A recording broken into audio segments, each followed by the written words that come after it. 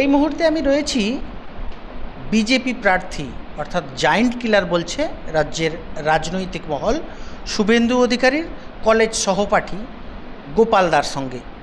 গোপালদার কাছে জেনে নেওয়ার চেষ্টা করব শুভেন্দু অধিকারী কলেজ জীবনের কিছু অজানা গল্প, কিভাবে শুভেন্দু অধিকারী আজকে শুভেন্দু অধিকারী হয়ে উঠলেন, সেই গল্পটাই ওনার কাছ থেকে জেনে নেওয়ার চেষ্টা করব। দাদা, টিভি9 বাংলায় আপনাকে স্বাগত। এই যে শুভেন্দু অধিকারী আজকে এই যে একটা বড় ম্যাসিভ আকারে বড় ব্র্যান্ড হয়ে উঠেছে বাংলায়, ফলে কিভাবে, আপনারা তো কলেজ সহপাঠী ছিলেন, কিভাবে শুভেন্দু অধিকারী আজকে এই জায়গায় পৌঁছালো?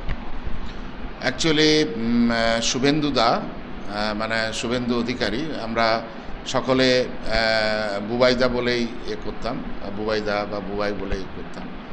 তো তিনি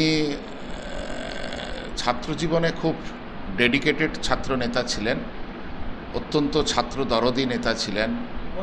কলেজটা শুরু কত সালে?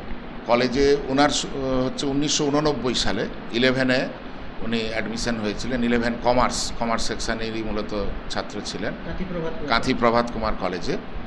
তো অত্যন্ত জনপ্রিয় ছাত্র নেতা ছিলেন এবং খুব ছাত্র দরদি ছিলেন। মানে কারোর কোনো সমস্যা শুনলে তিনি যতক্ষণ না সমাধান করতে পারছেন ততক্ষণ যেন ওর কাছে ব্যাপারটা যেন একটু খুব হতো। প্রথম থেকেই কি ছাত্র পরিষদ করতেন? প্রথম থেকেই ছাত্র পরিষদ করতেন এবং অত্যন্ত দায়িত্ব নিয়ে করতেন। তখন কাঁথি কলেজে এসএফআইয়ের সঙ্গে ছাত্র পরিষদের একেবারে নেক টু নেক একটা লড়াই চলতো।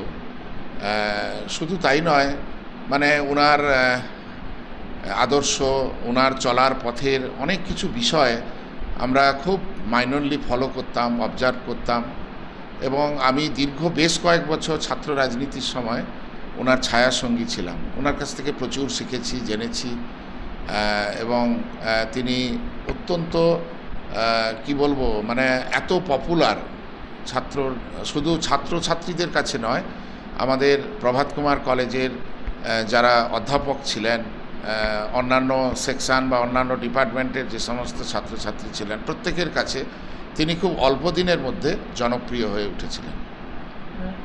ক্লাসের সহপাঠী আর শুভেন্দু অধিকারী আজকে এই জায়গায়, তার জন্য যেভাবে জল্পনা চলছে হয়তো তিনি আগামী বাংলার মুখ্যমন্ত্রী, একদম সেই জায়গা থেকে কি কোথাও গর্ববোধ হয় যে একদম, মানে রাজনীতি করে এই জায়গায় পৌঁছেছে? বিশ্বাস করুন, মানে আমরা তো কি বলবো, রাতে আমরা ঠিকমতো ঘুমোতে পারছি না, দিনেও আমাদের যে সমস্ত স্বাভাবিক কাজকর্ম আমরা ঠিকঠাক করে করতে পারছি না। এতটাই আমরা আপ্লুত, এতটাই আমরা আনন্দিত যে মানে আমাদের কাছে যেন একটা স্বপ্নের মতো মনে হচ্ছে যে আমাদের সেই শুভেন্দু অধিকারী তিনি আজকে রাজ্যের বাংলার মুখ্যমন্ত্রী হচ্ছেন। মানে সত্যি, মানে এতটাই আমরা মানে আপ্লুত যে যেটা ভাষায় বর্ণনা করা যাবে। মজার গল্প কিছু মনে পড়ে? হ্যাঁ, একদম। মানে তিনি অত্যন্ত লাজুক ছিলেন, অত্যন্ত লাজুক প্রকৃতির, খুব শান্তশিষ্ট স্বভাবের ছিলেন এবং উনি যখন কলেজে ঢুকতেন বা বেরোতেন, অ্যাকচুয়ালি ওনার বাম হাতটা বাম পকেটে থাকতো এবং ভালো স্টুডেন্টও ছিলেন। মানে যখন ইউনিয়ন করতে গিয়ে অনেক সময় কলেজে কোনো ক্লাস অফ করতেন, তখন আমাদের ডিপার্টমেন্টাল যিনি ইনচার্জ ছিলেন প্রফেসর নলিনীবাবু, তিনি গত হয়েছেন, তিনি একেবারে ইউনিয়ন অফিসে এসে কান ধরে নিয়ে রুমে ঢোকাতেন। এরকম একটা, মানে তিনি অধ্যাপকদের কাছেও খুব প্রিয় ছিলেন আর কি। আমরা অনেক কিছু শিখেছি ওনার কাছ থেকে। মানে সত্যি কথা বলতে কি, আমাদের জীবনের উনি আইকন এবং ওনার যে চলার গতি বা চলার যে নীতি, বা তিনি এতটাই ওনার স্মৃতিশক্তি প্রখর, ভাবলে অবাক হবেন যে শত শত হাজার হাজার মোবাইল নম্বর একেবারে ঝড়ের মতো বলতে পারেন। এবং শুধু তাই নয়, আমি হয়তো আমার পাড়ার ছেলেদের মেয়েদের নাম জানি না, ওনার কিন্তু সবটাই জানা আছে। অতএব সত্যি আমাদের জীবনের উনি মানে একদম আইকন, মানে ওনাকে নিয়ে কোনো কথা হতে পারে না। কলেজে রাজনীতির কথা বললেন, সেইভাবে কি একদম ওতপ্রোতভাবে কলেজের শুরু থেকেই কি তিনি আক্রমণাত্মক ছিলেন? হ্যাঁ, যখন কলেজে ধরুন ডায়াসিং হতো বিফোর ইলেকশন, আমাদের তো ডায়াসিংয়ের একটা সিস্টেম থাকতেন। তখন অনেক মানে ভারতের ছাত্র ফেডারেশন মানে এসএফআইয়ের অনেক বড় বড় তাবড় তাবড় নেতৃত্ব ডায়াসিং করতেন। তো আমার খুব মনে পড়ে, আমি সেই সময় এতটাই অন্তরঙ্গ ছিলাম যে 365 দিন ওনার বাড়ির চা চক্রে আমাকে যেতে হতো। আমরা দুজনে বসে একটি সোফায় আলাপ আলোচনা করতাম যে ডায়াসিংটা কালকে ক্লাসে কিভাবে হবে, কি বলা হবে ছাত্রছাত্রীদের। তারপরে ধরুন কলেজে যখন নবীনবরণ উৎসব হতো, অ্যানুয়াল ফাংশন হতো বা বিভিন্ন অনুষ্ঠান হতো, এই সমস্ত ফাংশনকে কেন্দ্র করে আমরা অন্তত 10 দিন 15 দিন আগে থেকে আমাদের একটা প্রস্তুতি বা একটা হোমওয়ার্ক আমরা করতাম। এবং বললে বিশ্বাস করবেন না, আমরা তো তখন নতুন, তো স্বাভাবিক কারণে ওনার বাড়ির একটা ড্রেসিং টেবিল আছে, এখনও রয়েছে টেবিলটা। সেই ড্রেসিং টেবিলের সামনে উনি দাঁড়িয়ে, আমি পাশে দাঁড়িয়ে দেখতাম, অবজার্ভ করতাম কোথায় কি ভুলভাল হচ্ছে। তো তিনি দাঁড়িয়ে স্পিচটা কি দেবেন, ওনার বডি ল্যাঙ্গুয়েজটা ঠিকঠাক হচ্ছে কিনা, এগুলো নিয়ে আমরা ক্রমশ পরস্পর একটা অনুশীলন করতাম। এবং কি বলবো, মানে উনি পরপর 2টো টার্ম ইউনিয়নের জেনারেল সেক্রেটারি ছিলেন। এটা মানে তিনি কিন্তু এটা আমাদের সকলের কাছে অত্যন্ত গর্বের বিষয়। এবং পরবর্তী ক্ষেত্রে আমাদের টাউন, মহকুমা, ব্লক রাজনীতিতে ওনার এই জনপ্রিয়তা, ওনার এত সুন্দর স্মাইল ফেস, এত সুন্দর মিষ্টভাষী, মানুষের সঙ্গে এত সুন্দর আচার আচরণ, যেটা আজকে শুভেন্দুবাবুকে এই জায়গায় পৌঁছে দিতে পেরেছে। এবং সবথেকে বড় কথা, ওনার একাগ্রতা, নিষ্ঠা, পবিত্রতা কোনো কাজে মানে প্রশ্নাতীত। কলেজ চলাকালীন একটা হয় না, স্কুলের সহপাঠীদের টিফিন কেড়ে খেয়ে নেওয়া বা কলেজে গেলে মিক্সচার খাওয়া, এই ধরনের কিছু? হ্যাঁ, ক্যান্টিনে আমরা কি করতাম, আমাদের কমার্স সেকশন যখন 11টায় শেষ হয়ে যেত, তখন আমাদের পেছনে কলেজ ক্যান্টিন ছিল। কলেজ ক্যান্টিনে গিয়ে আমরা একটু গসিপিং করতাম, আড্ডা মারতাম। আর তাছাড়া তিনি অ্যাকচুয়ালি সেভাবে কিছু খাওয়া দাওয়া করতেন না আর কি। মানে আমরা তবু একটু আধটু টিফিন খেতাম। উনি তো চা কফি টফি কোনো কিছুই নেশা ওনার ছিল না। মাঝে মধ্যে আমাদের সঙ্গে কখনো একটু ঘুগনি, কখনো একটু ডিম পাউরুটির অমলেট, টোস্ট, এইসব জাতীয় আমরা পরস্পর খেতাম, খুব আনন্দ করতাম। এবং ছাত্র জীবনটা ওনার নেতৃত্বে, ওনার লিডারশিপে আমরা সত্যিই খুব এনজয় করেছি এবং প্রচুর শিখেছি ওনার কাছ থেকে, প্রচুর শিখেছি। মানে এখন কি কোথাও পাড়ার বুবাই বা আপনার সহপাঠী বুবাই এই জায়গায় পৌঁছেছে, এটা একটা আলাদা গর্বের জায়গা? একদম, মানে বললে বিশ্বাস করবেন না, মানে আমাদের ইমোশনটা বলি।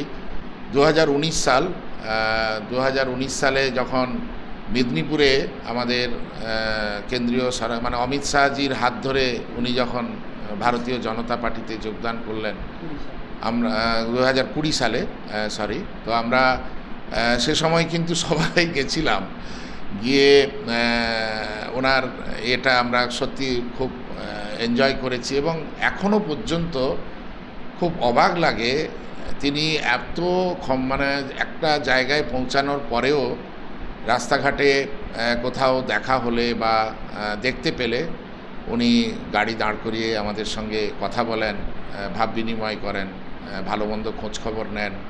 এবং প্রতিনিয়ত আমাদের হোয়াটসঅ্যাপের মাধ্যমে আমাদের যোগাযোগ রয়েছে আর কি। মানে এত উচ্চতায় পৌঁছেও হ্যাঁ, তিনি কিন্তু মানে কি বলবো, মানে আমাদেরকে কখনো ভোলেননি আর কোনোদিন ভুলবেন না। এবং বিশ্বাস করুন, মানে এতটাই আমাদের গর্ব লাগছে, এতটাই আমাদের নিজেদের অহংকার লাগছে যে আমাদের সেই বুবাইদা, আমাদের সেই শুভেন্দুবাবু আজকে বাংলার মুখ্যমন্ত্রী হতে চলেছেন। রাতে তো কয়েকটা রাত্রি আমরা ঘুমোতেই পারিনি, মানে ঠিকমতো অফিস করতে গিয়েও অফিস ঠিকমতো করতে পারছি না। সব সময় মাথার মধ্যে সেই আনন্দের বিষয়টা যেন মাথার মধ্যে ঢুকে আছে। আচ্ছা, বাড়ির পেছনেই কলেজ, সেক্ষেত্রে একটা পাড়ায় একটা কলেজের একটা দাদাগিরির একটা ব্যাপার থাকে, সেরকম ধরনের কোনো বডি ল্যাঙ্গুয়েজ ছিল না, কখনোই নয়। তিনি অত্যন্ত সবসময় শান্তির পক্ষে। এক সময় আমাদের কলেজে কি বলবো, বহিরাগত কিছু লোকজনেরও দাদাগিরি নিয়ে সমস্যা হয়েছে। তিনি সেগুলো সবসময় চেষ্টা করেছেন আলাপ আলোচনার মাধ্যমে তাদের সঙ্গে কথাবার্তা বলে সুষ্ঠুভাবে ব্যাপারটাকে ঠিকঠাক করতে। একসময় এতটাই পপুলার হয়েছিল, উনি আমাদের অবিভক্ত মেদিনীপুর জেলার ছাত্র রাজনীতিতে উনি সর্বোচ্চ পোস্টও হোল্ড করেছেন। মানে উনি মেদিনীপুর জেলার ছাত্র পরিষদের সভাপতি, জেনারেল সেক্রেটারি এবং পরবর্তী ক্ষেত্রে রাজ্য স্তরের অনেক পোস্ট হোল্ড করেছেন। এবং আজকে তাপসদা আছেন, তাপস রায় যিনি জিতেছেন, তিনি তখন আমাদের রাজ্য সভাপতি, আমার মনে পড়ছে। তো তখন ওই বুবাই শুভেন্দু বলেই তাপসদা ডাকতেন, তাপসদা অনেক সিনিয়র। তো সেই তাপসদা আসতেন কোনো সময় কলেজের গেটে বিভিন্ন ধরনের প্রোগ্রাম বা আমাদের ভোটের আগে। তো সেই তাপসদাও আজকে আছেন, তিনার নিশ্চয়ই মনে আছে। এবং পরবর্তী ক্ষেত্রে উনি যুব কংগ্রেসের সংগঠনের সঙ্গে নিজেকে যুক্ত করলেন। এই করে আস্তে আস্তে করে তিনি তিল থেকে আজকে তিলোত্তমায় পরিণত হয়েছেন। বিশ্বাস করুন, ওনার এই এগিয়ে যাওয়ার পেছনে মানে কি বলবো, এতটাই নিষ্ঠা, পবিত্রতা, একাগ্রতা, অধ্যবসায় রয়েছে। আমরা সারা বছর ওনার প্রত্যেকটা গতিবিধি, প্রত্যেকটা কথাবার্তা, প্রত্যেকটা কাজকর্ম আমরা দূর থেকে অবজার্ভ করি এবং প্রতিনিয়ত ওনার কাছ থেকে কিছু না কিছু আমরা শেখার চেষ্টা করি।